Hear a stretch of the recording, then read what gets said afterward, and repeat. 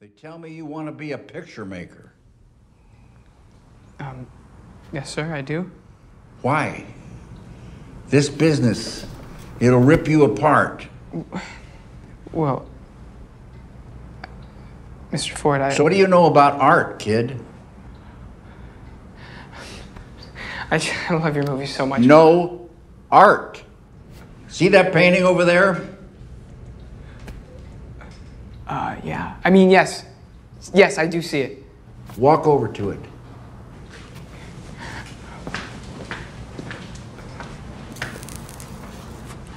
Well, what's in it? Describe it. Oh, okay. So there are two guys, and they're on horseback, and they're looking for something. So maybe they're scouting. No. Where's the horizon? The horizon? Where is it? It's at the bottom. That's right. Walk over to this painting.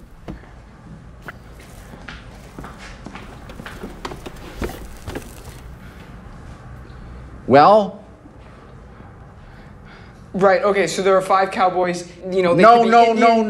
No. Where's the goddamn horizon? It's there. Where? At the top of the painting. All right, get over here. Now remember this. When the horizon's at the bottom, it's interesting.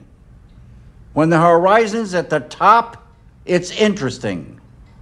When the horizon's in the middle, it's boring as shit. But now we come to a period that I call the battle for identity. Lies my grandma told me. Yeah, superstitious devices. Lies my grandma told me. What? Urban mythological rules. Bubble mice, yeah. Salut les kids et bienvenue dans En attendant Godard, saison 17, épisode 11. Cette semaine, émission Barbarie, Raid et Empire. Cavaliers pour la victoire et par la gloire d'être des héros. Cavaliers au long des plaines à perdre haleine, partez au galop. Cavaliers, poussez vos montures. Cavaliers, filez à toute allure. Courez au champ de bataille dans le combat contre l'ennemi qui vous attend là-bas. Allez-vous-en braver la mort. Enfin bref, il est 19h et comme disait Peter, c'est l'heure. Eh oui, vous êtes bien dans En attendant Godard, l'émission de cinéma qui est mieux que les autres, et donc vous l'aurez peut-être compris via cette citation d'une chanson de Dalida, Luis Mariano. D'accord. Donc il sera question de Cavalier ce soir à l'occasion de la sortie en DVD et Blu-ray chez les éditions Rimini d'un beau coffret consacré aux Cavaliers, aka The Horse Soldiers de John Ford, son film de 1959 avec John Wayne et William Holden. Et ensuite nous parlerons de Gladiator 2 de Sir Ridley Scott, sorti dans les salles la semaine passée. Et pour parler de ce jeu, autour de cette table, il y a bien évidemment la fine fleur de la critique que du Grand Ouest à ma gauche, toujours à ma gauche, il y a carrément Fleuret. Bonsoir Thibaut. Salut Thomas, salut à toutes et à tous. Il y a également le docteur Erwan. Bonsoir docteur. Bonsoir. Et puisque nous parlons de John Ford et de films de vieux cul, notre spécialiste maison est là, c'est Simon Gosselin. Salut Simon. Bonsoir à tous. À la maison de cette émission, il y a Ulysse. Coucou Ulysse, qui vous coucoute back. Avant de passer à la section critique de cette émission, quelques nouvelles neuves de tête de ligne. Un seau de merde, docteur. Il m'a jeté un seau de merde en pleine figure. Alors, agenda local pour commencer. Nous vous rappelons que le 1er décembre, dans le cadre du film du dimanche soir proposé par nous-mêmes et nos meilleurs ennemis du cinéma est mort, à partir de 19h30, soirée classe américaine, donc avec à 19h30 un documentaire aux origines de la classe réalisé par Romain Mullard, que nous recevrons la semaine prochaine pour en parler, qui sera donc suivi du film de Dominique Mézeret et Michel Hazanavicius. Nous en reparlerons largement la semaine prochaine. Sinon, à Cinémaniacs, la semaine prochaine, donc le 26 novembre, ce sera Le Conte de la princesse Kaguya, dernier film de Isao Takahata. Dernier film, pour le coup, c'est vrai, parce qu'après, il est mort. Mais film magnifique. Ce qui empêche de faire des films. Ce qui empêche généralement de faire des films. Un film terrassant de beauté dans son dernier acte. Oui, c'est magnifique. Après, vous savez, docteur, en musique, par exemple, être mort n'empêche pas de sortir des disques. Jimi Hendrix sort à peu près 3 albums par Oui, an. c'est vrai. Alors qu'il est mort il y a quand Mais même une cinquantaine d'années. Le cinéma n'est pas l'industrie du disque. Exactement, Mon c'est cher. Donc, Mozart fait encore des albums. Oui, bien sûr. Oui. Mais peut-être qu'un jour, avec l'intelligence artificielle, on aura. Probablement. La Princesse Kaguya 2. Cette fois-ci, c'est personnel.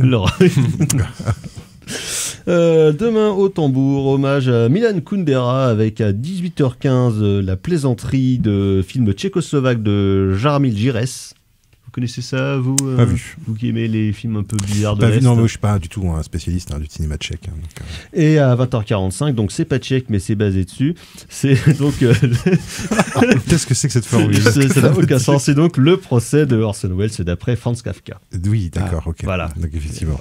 En vague rapport avec la Tchéquie. Oui, ça a un vague rapport quand même. Voilà, c'est ça. C'est le même coin, quoi. C'est le même esprit. Oui, voilà. Joyeux et prime sautier. Exactement. Sinon, ce jeudi à l'Arvor, donc on parlait de Takahata la semaine prochaine, et bien que ça, c'est le documentaire Hayao Miyazaki et le héron, donc qui est le documentaire sur toute la production de Hayao Miyazaki, du garçon et le héron qui est sorti l'année dernière, donc sur les 10 ans qui séparent quasiment Le vent se lève et donc le dernier film de Miyazaki.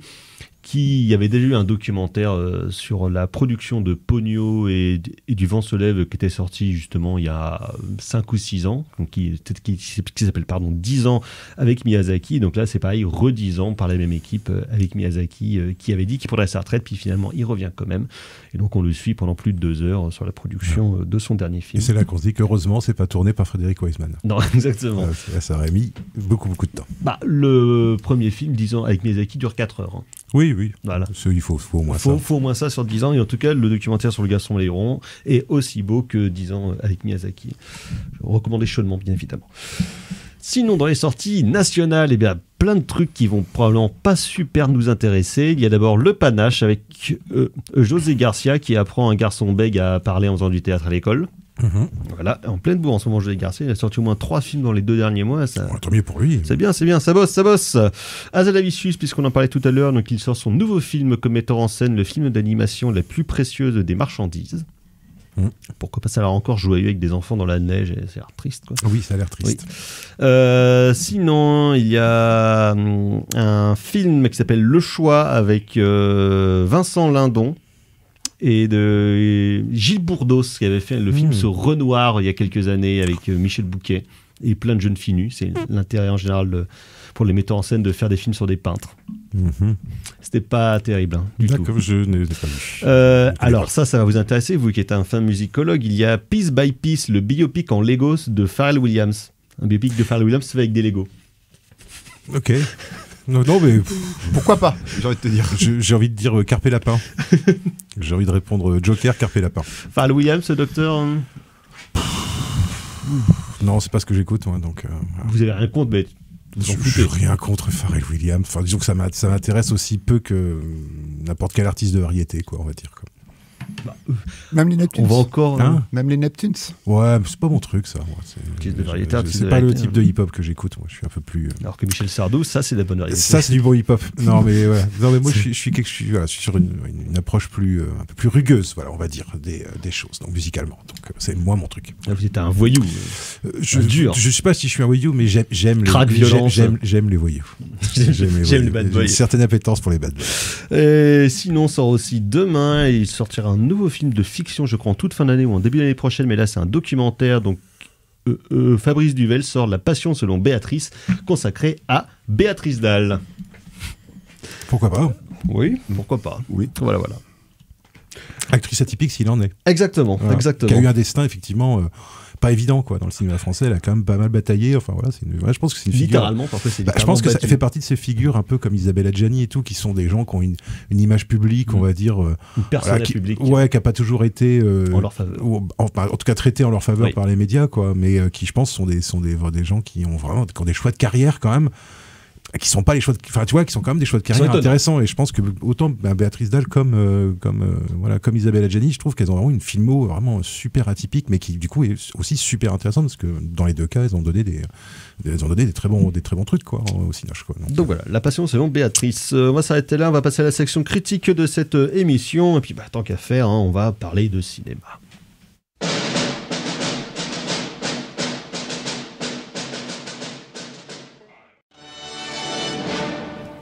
En attendant Godard sur Syllab, et donc c'était Charles Anderson avec I Left My Love, classique de la musique folk guerrière américaine, parce que si on peut reprocher beaucoup de choses à l'armée américaine, aux nazis, mais oui, l'armée américaine, mais s'il y a bien un truc qu'on ne peut pas leur enlever, que ce soit chez les unionistes ou les confédérés, c'est d'avoir quand même le sens de la chanson et le sens de la mélodie, parce qu'il y a quand même un sacré de belles musique et de belles chansons durant la guerre de sécession, comme quoi ça n'aura pas servi à rien. Et un goût immodéré pour le fifre.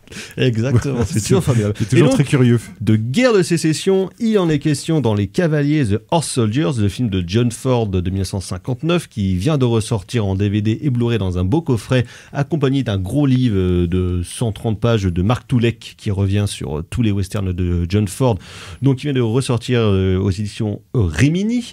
Et donc, on a pas régulièrement, mais souvent parlé de John Ford dans cette émission. C'est bien, à chaque fois, c'est pour des films ou des périodes un peu différentes. Et c'est vrai que quand on a un coup de mou, revenir à John Ford, c'est quand même toujours pas mal, parce que même quand les films sont moyens, c'est quand même vachement mieux que les autres. À part Howard Hawks peut-être, mais là, on va pas rentrer dans le débat, sinon on n'a pas terminé. Donc Ford, dans ce film de 1959, on va dire que c'est plutôt dans sa dernière partie de carrière, qu'on pourrait dater, on va dire, de La prisonnière du désert en 1956, autre western.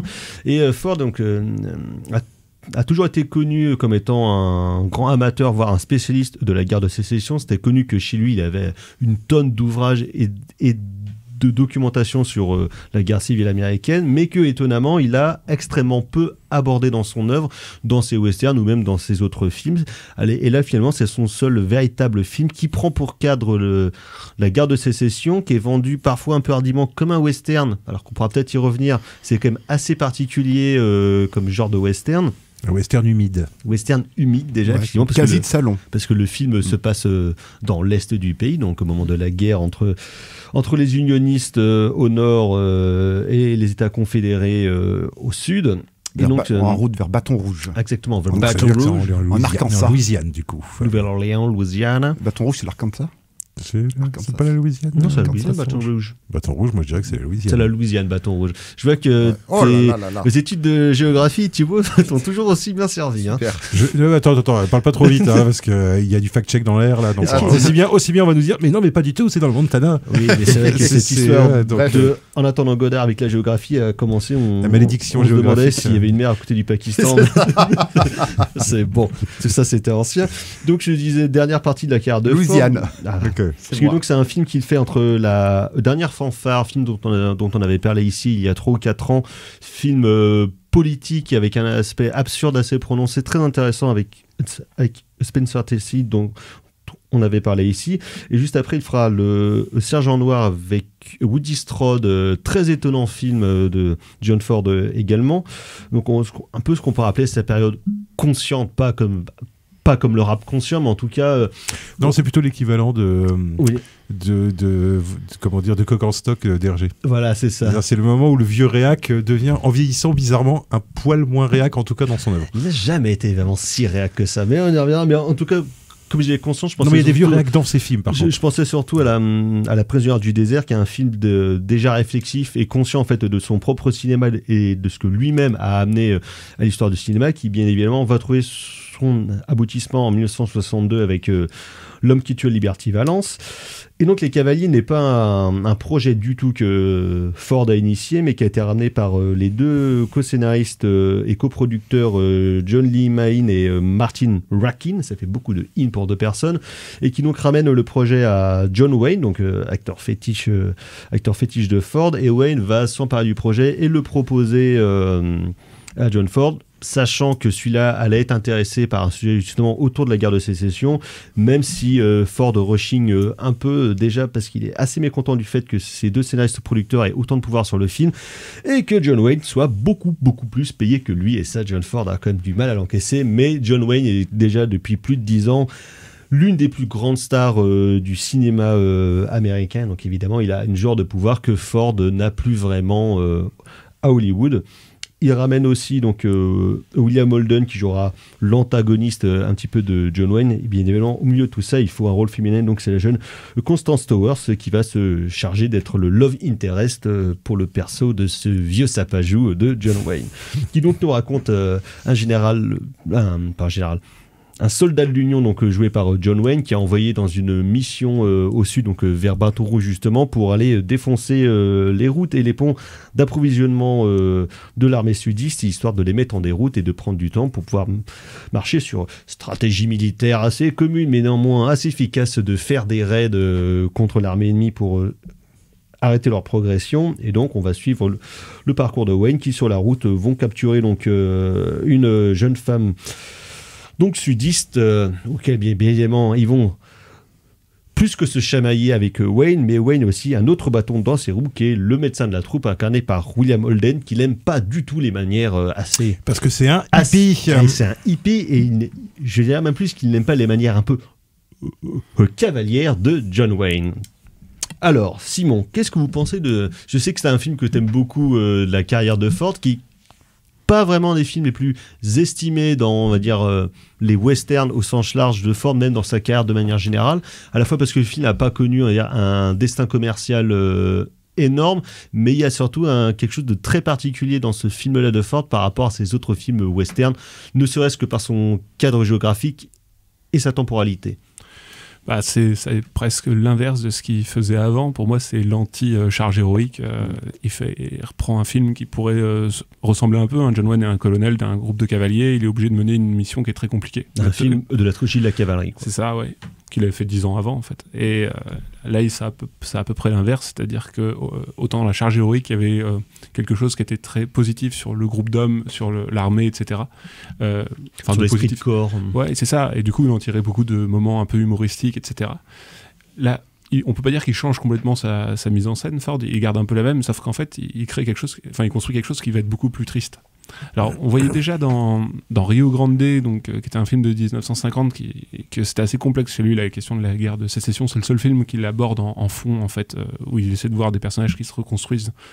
Enfin, une sorte de réunion des sudistes et des nordistes sur le dos des Indiens. Mais là, on est à un moment, en fait, où, au contraire, il veut traiter le moment où la grande période d'affrontement. Et on voit bien que Ford, à aucun moment, il va embellir spécialement ses militaires par rapport à ça. Il y a, par exemple, aucune scène de bataille qui est glorieuse. À chaque fois, c'est des massacres. Et qui rendent jamais... Enfin, les gagnants de ces massacres n'ont aucun intérêt. Le seul moment où il y aurait une bataille rangée, c'est quand des enfants de 12-13 ans font une marche. Et là, même Wayne est obligé de fuir avec ses âmes. Alors, en fait, c'était un peu l'ambivalence de Ford qui à la fois était réellement, on va dire, dans un esprit du Nord sur le côté progressiste, mais en même temps, il avait un véritable respect, on va dire, pour les combattants du Sud. Ouais. Pas forcément pour leur combat en tant que tel, donc par exemple la protection de l'esclavage, mais on va dire l'esprit et puis l'attachement qu'ils avaient à leur terre.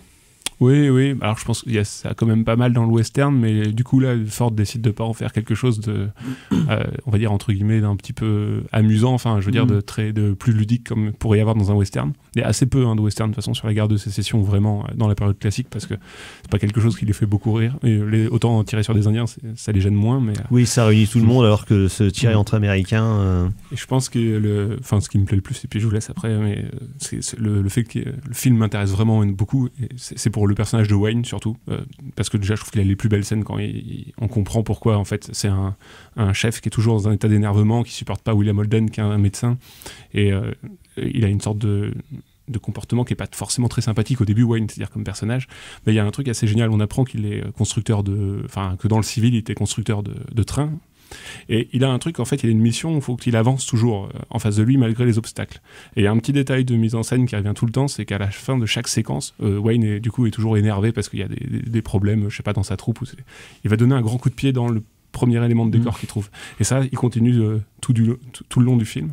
Et en fait, on comprend progressivement de se dire, finalement, c'est un type qui est là pour avancer, et il a juste son boulot d'être chef militaire pendant la guerre de sécession, mais il aime pas faire ça, en fait. Et sa mission elle-même, de toute façon, elle est de foncer et de ne jamais s'arrêter. C'est ça. Et alors là, si on compare avec tous ses rôles de colonel ou de capitaine qu'il a fait avant, où à la fin, en général, il restait, par exemple, il partait à la retraite et puis il restait dans l'armée et tout ça. Là, on a l'inverse. En fait, on a un personnage qui il est chef juste parce qu'il fonce en fait et qu'il arrive à faire. Et la fin du film est d'ailleurs c'est lui qui s'en va en fait. Oui, c'est-à-dire tout à que fait, il reprend son cheval, il traverse un pont et puis il filoche quoi. Ouais. Et nous on reste avec les personnages entre guillemets secondaires, c'est-à-dire William Holden et puis Constance Towers. Voilà. Et ça j'ai trouvé ça assez intéressant justement parce que c'est une variation. Alors pour moi le film est comme une variation sur la prisonnière du désert. D'une certaine manière, pas tellement au niveau scénaristique, mais en termes de caractérisation du personnage. C'est-à-dire ce personnage en fait qui est une espèce de vieux réac bougon et qui se rend compte en fait qu'il est plus qu'il est plus dans son temps en fait. Enfin, dire qu'il est dans son temps par rapport à la mission qui lui a été attribuée, mais dans l'absolu, il est déjà anachronique en fait. C'est déjà un personnage anachronique quoi, qui ne peut que à nouveau disparaître dans le paysage comme à la fin justement de La prisonnière du désert. Et pour moi, il y a quand même un signe qu'à avoir avec ce film, c'est que dans les scènes entre John Wayne et Constance Towers, alors je sais pas si ça vous a marqué, mais le thème musical qui n'est pas composé par Max Steiner sur ce film-là. Le thème musical reprend la mélodie en fait qui ouvre, qui est la première scène qu'on trouve on entend dans la première scène de La prisonnière du désert. Et en fait, moi quand j'ai vu le film, je me suis dit putain mais j'ai reconnu les premières notes. Alors c'est pas exactement, tu vois, voilà. Mais c'est une reprise quoi, c'est une reprise claire et nette quoi. C'est-à-dire j'ai du mal à croire qu'en 59 le film La prisonnière du désert ça avait quand même été je pense quand même un gros succès. J'ai quand même du mal à croire que ça soit du plagiat et que ce soit pas un clin d'œil en fait quoi. Et il y a vraiment cette tu vois, je trouve que cette espèce de côté mélancolique en fait on le retrouve juste dans des clins d'œil musicaux à mon avis à l'intérieur du film. Et ça j'ai trouvé ça assez marrant de voir comment est-ce qu'il il rejoue finalement avec moi qui suis pas un fanatique de John Wayne, moi sans doute une des meilleures scènes dans lesquelles je l'ai vu jouer, c'est la scène au bar où justement il fait sa confession. Oui. Et je trouve que cette scène-là, putain, elle est vachement bien, quoi. Elle est vachement bien, et parce qu'il est bourré, il raconte pourquoi est-ce qu'il aime pas les docteurs, parce que il y a un problème, voilà, évidemment, avec une histoire de famille, avec la perte d'un être cher. Et j'ai trouvé que, je trouve que John Wayne, qui pendant les trois quarts du film, on pourrait se dire, il joue un peu le bourru habituel, il fait son John Wayne, quoi. Mais il a quand même des moments, je trouve, où justement, il est mais c'est souvent en fait dans les films il est désarmé en fait. C'est que souvent Wayne dans les films au début il apparaît un peu comme un bloc, on se dit ça va être ça le personnage. Et souvent passe pas forcément par des grandes scènes mais plus par les petites mimiques, on sent toute la subtilité de ces personnages. Chez Ford ou bien chez Hawks notamment ça apparaît, mais chez Ford c'est quand même assez constant à chaque fois que dans l'évolution de sa carrière avec Ford. Moi je pense notamment à L'Aigle brille au soleil, où il est absolument fantastique. Je crois que je n'ai jamais vu aussi beau et émouvant. Il fait un couple avec Maureen O'Hara qui est absolument merveilleux.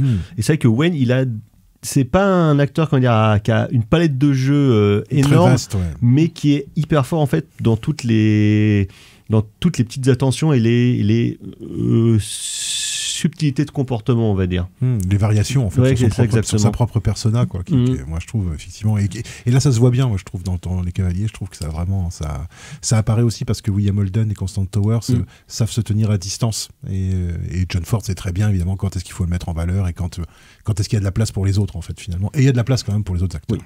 Oui, Thibaut. Pour continuer, c'est vrai que le film s'inscrit dans la veine vraiment très noire de John Ford. Je suis d'accord pour dire que il fait vraiment suite avec la prisonnière du désert.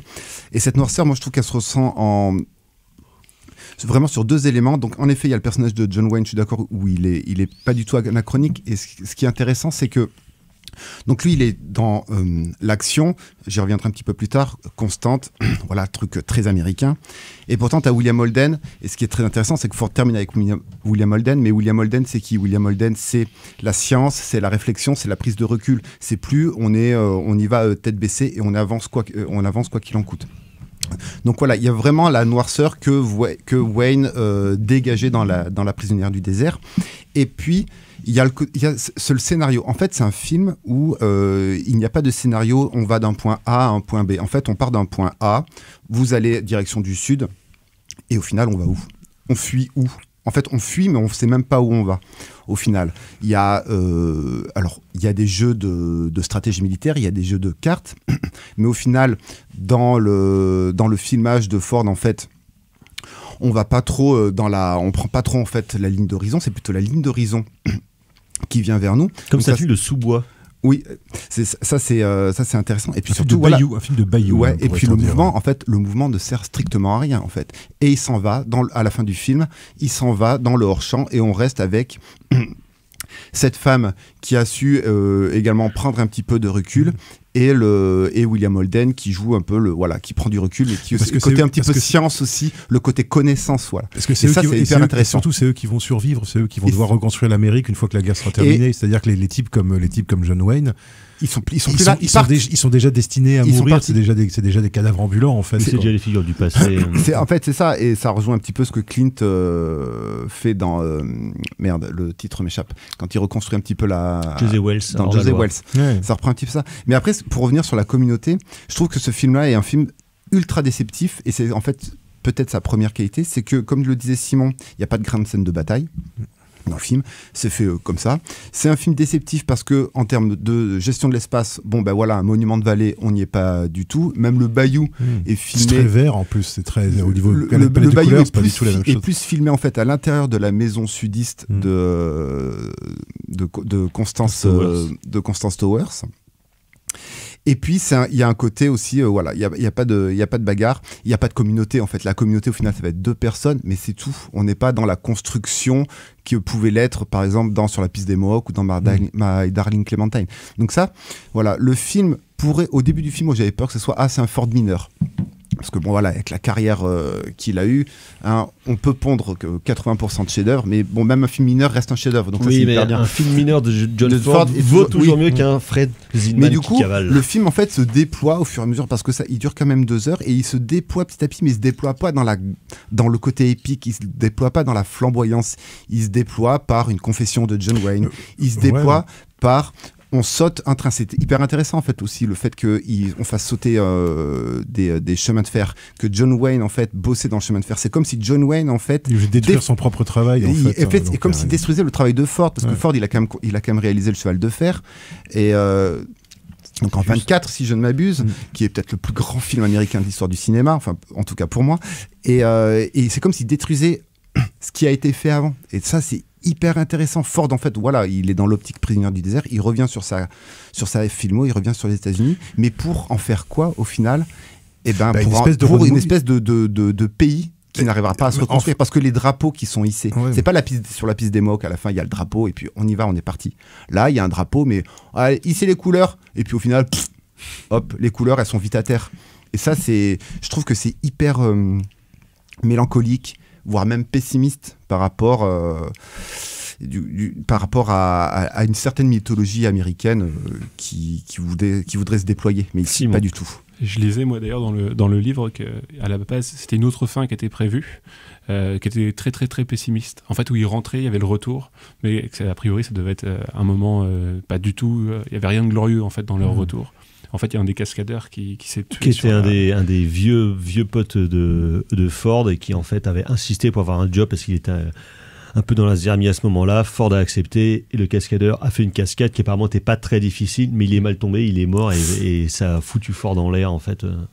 Et il a annulé, du coup faire du tournage ça m'intéressait plus, enfin je lisais assez vite. Alors est-ce que c'est dans la cascade, dans la scène de la rivière, parce qu'il y a quand même il y a des scènes de rivière là qui sont et on est d'accord, c'est John Wayne qui fait la cascade, on le voit arriver au premier plan, il rentre dans l'eau et c'est des cavaliers, et l'eau monte quasiment jusqu'au cou. Il y a un plan avec Constance Towers, moi j'ai l'impression que c'est elle aussi qui est sur le cheval là, quand elle traverse la rivière, où il y a des espèces de creux. Oui c'est ça, tu dis ouais quand même, si on peut faire chier ces acteurs, John Ford était sur le premier. Par exemple, je sais que Marc Toulet, quand on parle dans le bouquin, et même Emmanuel Raspienjas, c'est Margot Barallon dans un entretien croisé qu'ils ont dans les bonus, où ça s'est pour le coup très mal passé avec William Holden, parce que William Holden avait quand même une passion qui était l'alcool, et John Ford avait lui aussi aimé vachement picoler, mais il avait un principe de ne jamais boire durant les tournages, et il s'est toujours tenu, à part sur un film qui est le film où il a foutu un pain dans la gueule de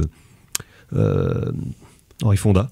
C'est pour ça qu'après ils ont pu tourner ensemble. C'est sur My Darling Clementine ? Non, sur Permission jusqu'à l'aube, je crois, qu'un film qui fait au milieu des années 50. Ah oui, d'accord. C'est très mal placé. Ah oui, Et donc, du coup, les ambiances de tournage. Voilà. Et donc du coup, Ford ne buvait pas, mais Holden, si, il allait picolé en cachette, donc du coup ça se passait très mal avec Ford. Ce qui se pense aussi pourquoi Ford charge un peu le personnage de Holden ou fait que Wayne lui botte le cul, qu'ils se battent et compagnie. Mais par exemple, ça, tu vois même le grand duel entre les deux acteurs, en fait, il est avorté super vite. En fait, c'est un coefficient.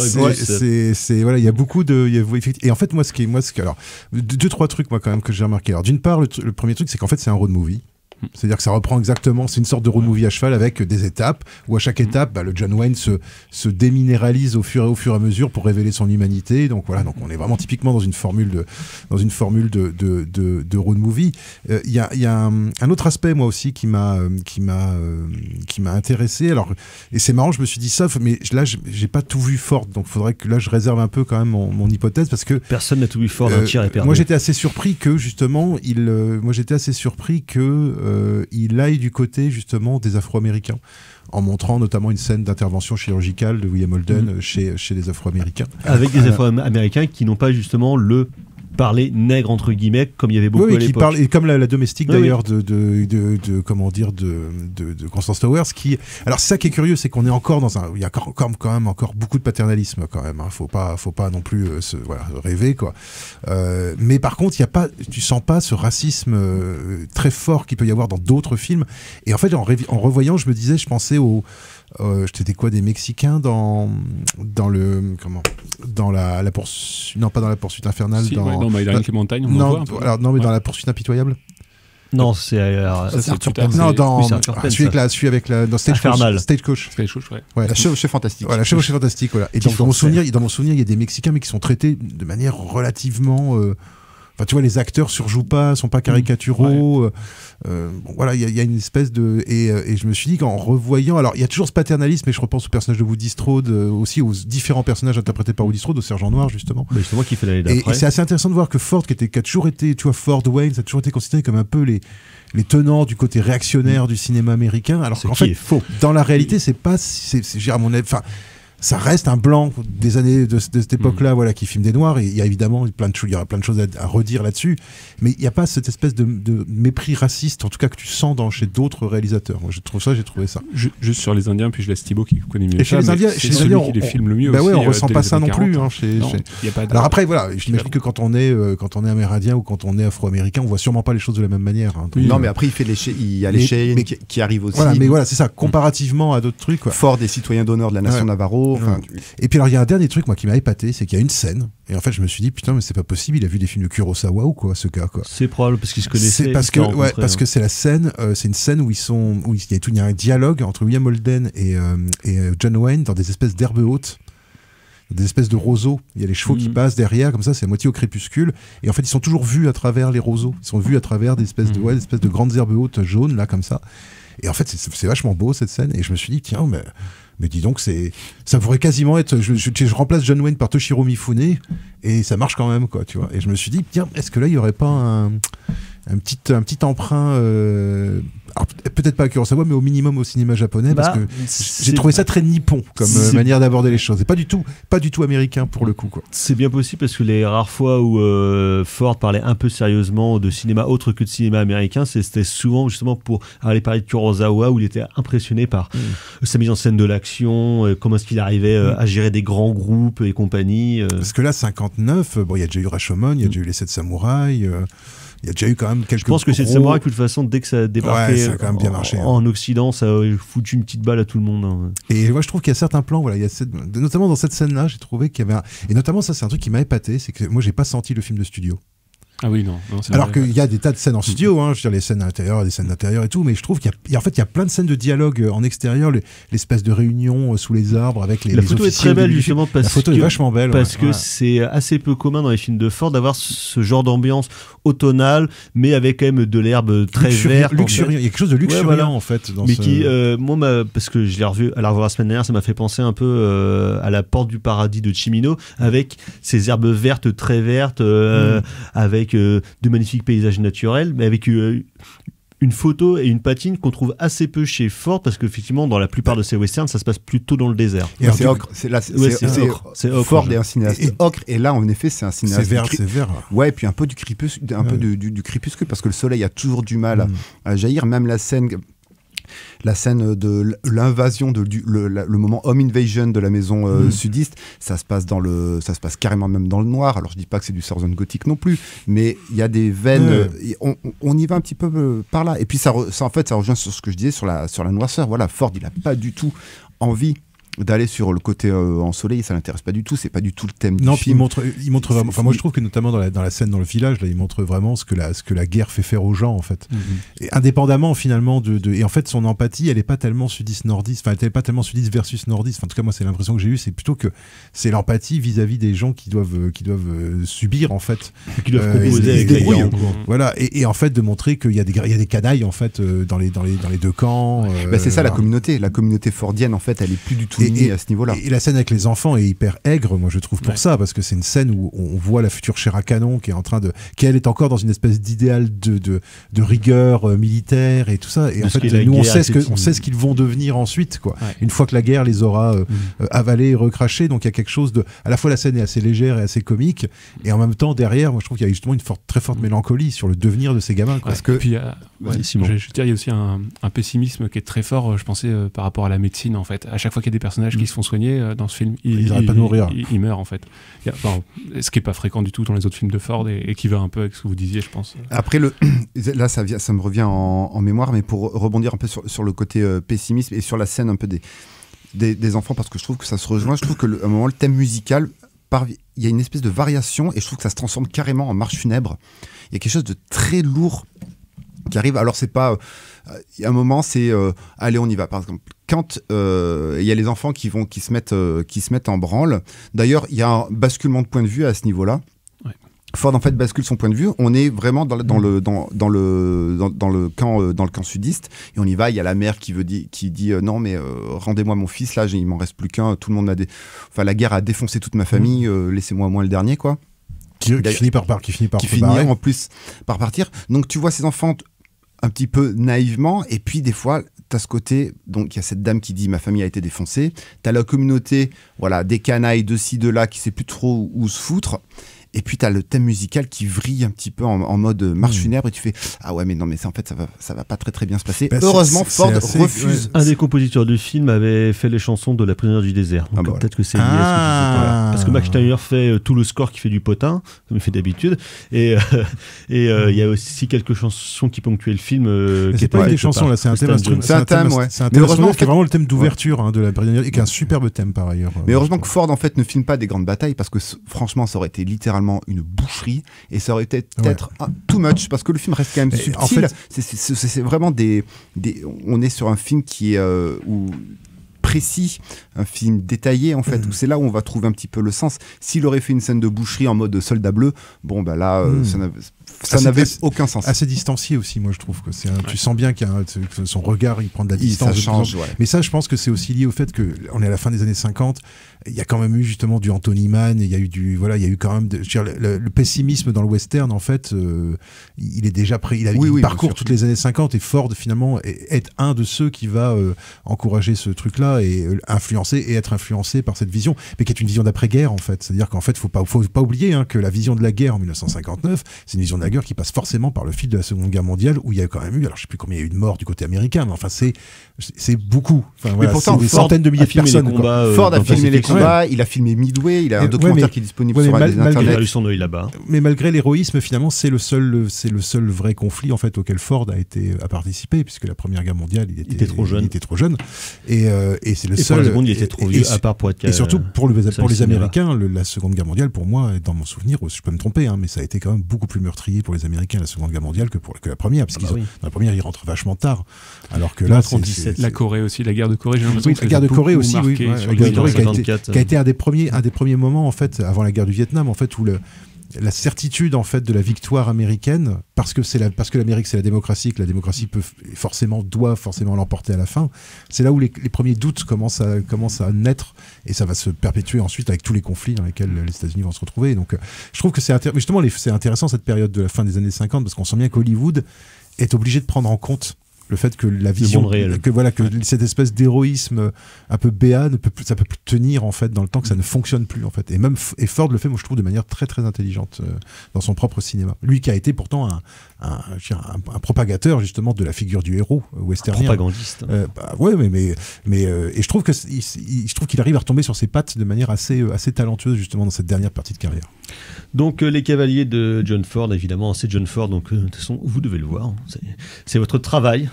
C'est le travail de tout le monde. Donc les Cavaliers de John Ford qui vient de ressortir dans une très belle édition DVD et Blu-ray chez Rimini.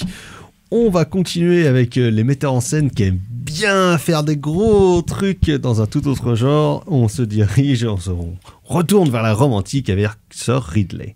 When we had Christopher Nolan on the show for Oppenheimer, he talked so highly of you. I grew up loving the films of Ridley Scott, and I did actually have had the pleasure of meeting him several times over the years. I mean, they say you should be careful not to meet your idols, but in the case of Ridley, it was wonderful to meet him, and I have so much respect for him. When you hear about a filmmaker like that looks up to you like that, what does that mean to you? Brings tears to my eyes. Really? Really? No.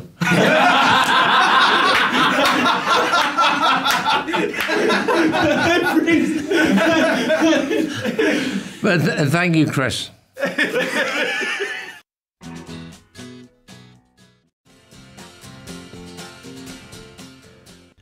Fuck you, thank you very much, fuck you, go fuck yourself. En attendant Godard sur Syllab, et donc c'était Sir Ridley Scott qui dit des gros mots et donc qui entourait ce morceau du King de Elvis Presley, Heart of Rome, Cœur de Rome. Donc il en est question de nouveau pour Sir Ridley Scott qui 24 ans après le succès Mouse Costaud de son Gladiator, donc en 2000, film qui avait définitivement starifié Russell Crowe, revient donc. Mais qui n'est qu'une sale repompe de la chute de l'Empire romain d'Anthony Mann. Merci docteur, ce que j'allais le dire. Film qui étonnamment a un plébiscite et une destinée qui m'échappe totalement, parce que personnellement je le mets vraiment dans les plus mauvais films de Ridley Scott, avec je pense Traqué et puis son Robin des Bois. Mais vraiment le destin de ce film ne cesse de m'étonner, il a encore aujourd'hui d'ailleurs il est plus considéré que le Man d'ailleurs. Oui, une renommée assez étonnante, alors que globalement il y a 2 ou 3 éléments sympathiques. Oliver Reed et les 10 premières minutes avant que la bataille commence, et après globalement ça aussi entre le tout pourri et le merdeux. Ouais, quelques batailles d'arène qui sont correctes. Quelques batailles d'arène qui sont correctes. À ce prix-là, ça serait quand même dommage. Mais donc, en tout cas, le plébiscite ne cesse de m'étonner. Et donc, le voir revenir... Mais ça a relancé le péplum en plus, Gladiator. Parce qu'après, il y a eu Alexandre, il y a eu Troie, il y a eu tout ça. 300, enfin oui, ça a un peu relancé le péplum. Et donc, 24 ans après, il revient avec Gladiator 2, qui donc se passe une vingtaine d'années... Cette fois-ci, c'est personnel. Maintenant, ça va chier. Qui donc nous parle de Lucius, qui était le gamin du premier film. Donc, le gamin qui faisait quoi dans le premier film? Parce que moi je l'ai pas vu depuis 20 ans. C'était donc le neveu de Commode, joué par Joaquin Phoenix, donc, qui était l'empereur. Mais qui jouait le neveu? Un gamin de 10 ans. Et qu'est-ce qu'il faisait dans le film? Il était dans le coin, quoi. D'accord, ok. Voilà. Il n'avait pas un rôle. Parce que moi je me souviens plus trop de l'histoire du film. Il n'avait pas un rôle de ouf. À part que c'est un gamin qui admirait son oncle parce qu'il était empereur, tout ça. C'est le petit-fils de Marc Aurèle. Et il trouvait que Maximus, il était cool comme général, quoi. Et en fait, c'est là qu'on apprenait que Maximus était peut-être son père illégitime, etc. Voilà. Et donc c'est là-dessus que joue le film, puisque donc Ridley Scott, qui quand même a le sens des affaires, a décidé d'engager pour jouer Lucius Paul Mescal, qui est clairement une des nouvelles stars, une nouvelle figure masculine du cinéma, qui a plutôt commencé dans les trucs indés, justement la série Normal People ou le film Saltburn il y a 2 ans, qui est vraiment un genre de beau gosse un peu viril, mais en même temps il est déconstruit, donc il colle parfaitement à l'époque. Et donc Ridley, il se dit, ce petit gars-là, il cartonne chez les jeunes, je vais le prendre pour en faire un steak haché, comme je sais le faire. Mais d'abord, tu vas aller à la salle, tu vas prendre des muscles. Je vais faire une Robert Pattinson. Exactement.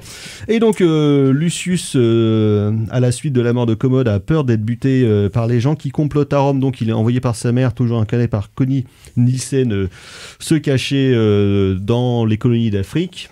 Il mène sa petite vie pépouze avec sa femme, et bon, Rome déboule comme Rome sait le faire, avec plein de bateaux pour aller niquer la gueule à tous ces gens qui veulent pas être romains. Et donc ils envoient leur meilleur général, joué par... L'Afrique est pas déjà romaine à cette époque-là? Pas tout.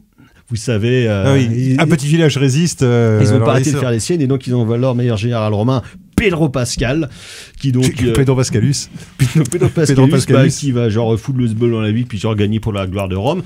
Lucius, non, on va y revenir justement sur le casting, mais donc hop, le petit Lucius il est embarqué, il devient esclave et là il tombe dans l'escarcelle de my man Denzel Washington qui joue Macrinus, le chef d'esclave, qui est un mec qui adore comploter parce qu'il a carrément le projet de renverser Rome et de prendre le pouvoir.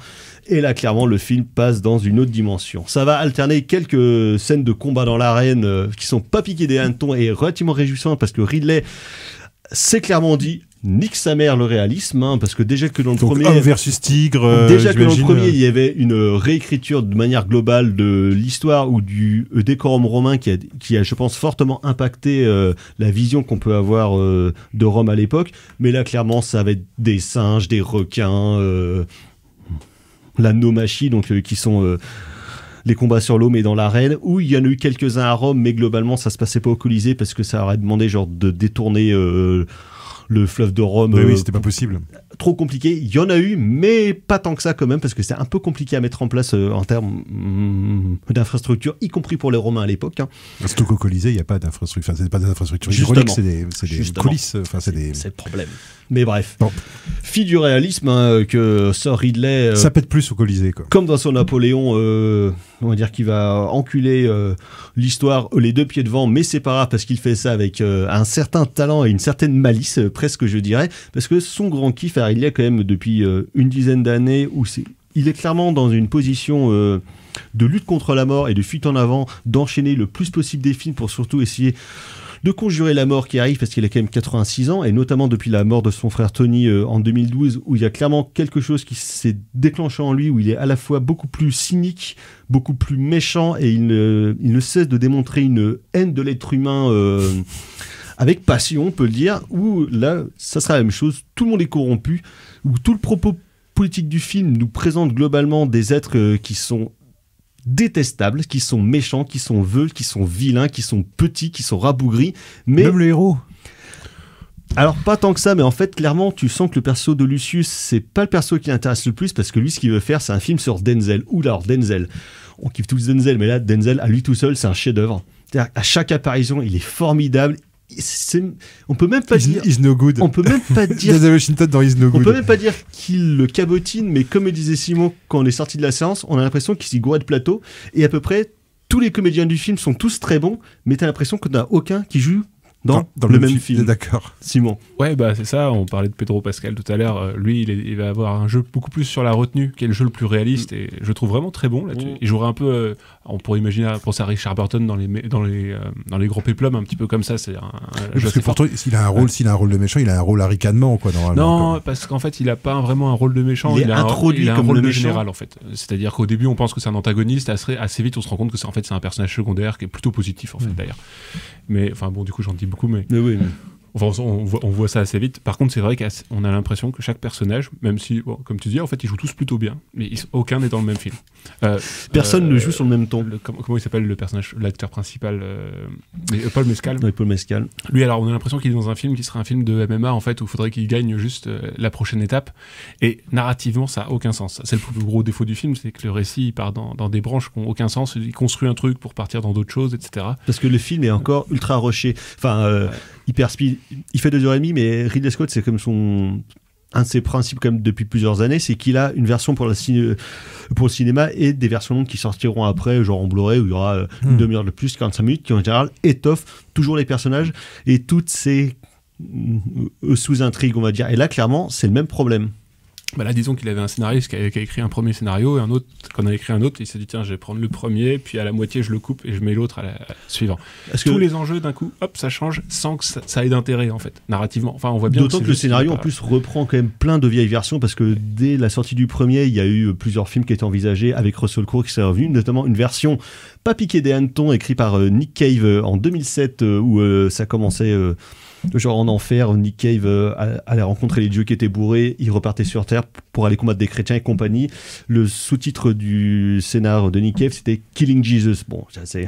Oh putain, j'aurais kiffé voir ça, moi, bordel de merde. Un peu brouillon. Gladiator 2 par Nick Cave. Alors, mais rien que pour le geste, c'est un peu brouillon quand même. Non, mais rien que pour le geste nihiliste, j'aurais vu ça. Et donc le film reprend plusieurs éléments de plein de versions du scénario où tu sens qu'ils ont un peu essayé de bricoler tout ça pour faire un truc un peu cohérent, quoi.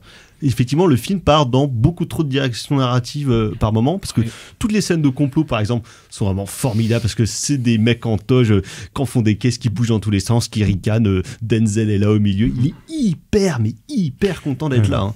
C'est d'ailleurs, c'est lui qui disait dans une vidéo promotionnelle, c'est Cécile B2000 sous stéroïdes. Et c'est exactement ça, c'est-à-dire que il s'arrange pour que l'écran, enfin le cadre soit toujours saturé de plein de personnages. Alors on a ces micros, intrigues, etc. Mais on a un côté, on a l'impression que c'est Steven Seagal chez les Romains un peu. Il y a plus de bastons que dans le premier, et puis ça enchaîne plus. Et le but c'est juste de casser des bras des fois. On se dit narrativement, elle fait pas vraiment avancer. Et ces scènes ça manque d'une vengeance ou d'un petit machin qui. Alors il y en a beaucoup, mais il y en a beaucoup trop en fait. Au bout d'un moment, trop de vengeance. Trop de vengeance, tu la vengeance. Ça a sauvé Rome. En fait, c'est ça. Les scènes de bataille d'ailleurs, enfin, on en parlait en off, à part la première, mais c'est-à-dire que les corps à corps ou bien les 2 contre 2 sont pour le coup vraiment réussis, alors que il a un peu tendance ces dernières années, Ridley, à faire des scènes de bataille qui étaient vraiment brouillonnes. Celle du premier Gladiator était vraiment dégueulasse, celle de Robin Hood, elles sont intolérables, mais c'est vrai que quand il filme juste des duels par exemple, ça marche vachement mieux parce qu'il a une mise en scène et puis un découpage qui colle beaucoup plus à ces personnages qui se rentrent dedans. Ouais, c'est son truc. Faut pas oublier qu'il a son premier film, c'est les duellistes, une forme effectivement qui lui déplaît pas. Ouais, et puis The Last Duel qu'il a refait il y a pas longtemps, mais c'est vrai que globalement c'est plutôt son point fort. Ouais. Mais donc qu'il y a un film qui cartonne mais qui se fait bâcher partout parce que c'est pas au niveau du premier, ça part dans tous les sens, on comprend pas pourquoi il y a des singes, pour que c'est un mec qui chevauche un rhinocéros et compagnie, qui est un truc qu'il voulait déjà faire dans le premier film, et les mecs lui ont dit ça va être compliqué que quand même un gros rhinocéros qui charge des gars, puis il a fait maintenant banco, on peut le faire. Et moi j'aime bien ces ruptures de ton en fait entre des scènes de combat improbables avec des délires animaliers qui sont toujours sympathiques à voir au cinéma et qui tranchent avec un côté beaucoup plus sérieux, des scènes de complot, des scènes de meurtre. Ouais. Surtout que ça a presque un côté, je sais pas si tu y pensais, mais ça me faisait penser à un direct-to-vidéo, le plan du méchant, qui est un plan qui a aucun sens, mais qui est juste Enfin, finalement, ça mène à plein de situations spéciales. Je me disais, oui, c'est un scénario digne d'un direct-to-vidéo, mais avec plein de fric. Avec énormément de thunes.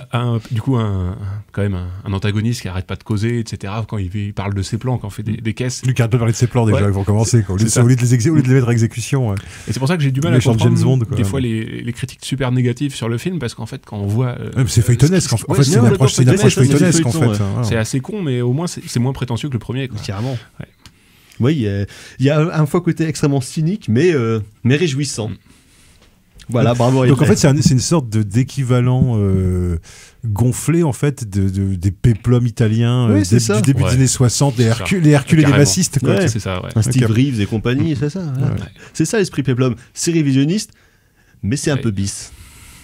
Voilà, donc Gladiator. Du sang. Oui, ça Ridley, dès qu'il peut. Est-ce qu'il y a du nichon un peu ou pas? Non, non. Mais par contre, Ridley, dès qu'il peut couper des bras, montrer des mecs qui se font percer, d'accord, okay. Ça c'est son kiff quand même, genre de montrer des beaux gosses qui se font hacher en miettes. Je me souviendrai toujours de l'artère recousue dans la chute du Faucon Noir. Oui. Je me souviendrai toujours de cette espèce de truc en forme de spaghetti qui comme ça. Je me souviens de faire. Oui, il aime bien quand c'est dégueulasse. Ouais.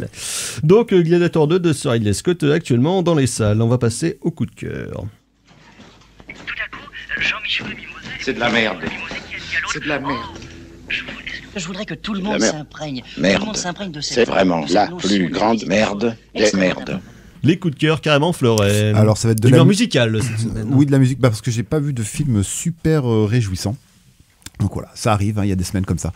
Donc on parlait de mélancolie avec John Ford, donc je vais rester dans la mélancolie avec le superbe mais néanmoins groupe disparu, Hot Children, groupe anglais qui a sorti 2 albums en 2010-2012. Donc premier album éponyme, deuxième album Apnea. Voilà, qui font une espèce de rock gothique que j'aime bien, avec une voix d'outre-tombe absolument délirante. Et voilà, en faisant quelques recherches, j'ai appris que le chanteur avait refait quelques trucs solo, mais voilà. Le groupe s'est splitté après 2 albums merveilleux, des critiques positives, en veux-tu, en voilà. Le pourquoi du comment, j'en sais pas trop, mais voilà, 2 albums incroyables. Oh Children, merci docteur, vous aussi toujours la musique. Oui, ce sera la musique aussi, mais dans un autre style, puisque ce sera en jazz, avec un album de Sonny Rollins, voilà, que j'ai réécouté il y a pas très longtemps, qui s'appelle The Cutting Edge, mais je sais pas pourquoi j'ai une espèce de vieux doute sur le titre, mais je crois que c'est ça, qui est un titre qui est un album de 73 ou 74 et qui est donc dans la période, on va dire jazz funk de Sonny Rollins, avec notamment une très belle démonstration de comment est-ce qu'on peut faire en sorte que la cornemuse sonne funky et jazzy en même temps. Voilà, donc avec un très bon morceau final notamment. Merci docteur. Simon. Ça va être La Cuisine des Anges de Michael Curtis, donc sur les conseils de Thomas, une excellente comédie de Michael Curtis avec un casting. Et qui n'est pas de la télé-réalité avec les anges de la télé-réalité qui font de la cuisine. C'est une comédie de Noël. C'est une comédie de Noël et surtout pour le trio entre Bogart, Aldo Roy et Peter Ustinov qui jouent tous les 3 ensemble. Et c'est un trio qui marche très très bien. Merci. Alors moi, ce sera le court-métrage de Lindsay Vickers dont j'avais parlé il y a quelques semaines en coup de cœur avec son film The Appointment, donc le court-métrage qu'il a fait avant qui s'appelle The Lake et qui est un peu dans le même esprit d'épouvante anglaise extrêmement étonnant et qui est super bien. Et sinon, j'ai revu hier le dernier grand chef-d'œuvre du XXe siècle, Terror Firmer de Lloyd Kaufman et de la firme Trauma, et c'est toujours incroyablement génial. C'est probablement le dernier, et je pense vraiment, dernier grand chef-d'œuvre du XXe siècle au cinéma. Un des plus beaux films sur le cinéma aussi également. On se retrouve la semaine prochaine pour parler de la classe américaine. Merci beaucoup Ulysse à la mise en son de cette émission. Prochaine émission, prochaine édition. Ciao, bonsoir. Salut.